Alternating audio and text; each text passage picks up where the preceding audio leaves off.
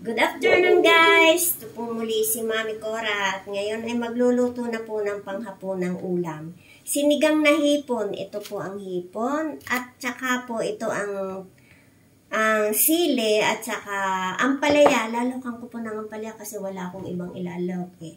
Fresh naman po ito kasi dito ko lang po pinitas sa aking garden. At saka lalagyan ko po ng sibuyas, bawang at saka po kamatis. At ang talbos po naman ay ito pong talbos ng kangkong at saka sili. Di po ba?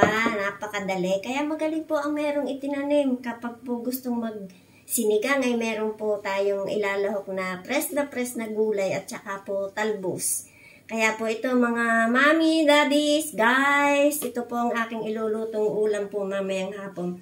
O sige pa, sana magustuhan po ninyo ang aking pong videong ito.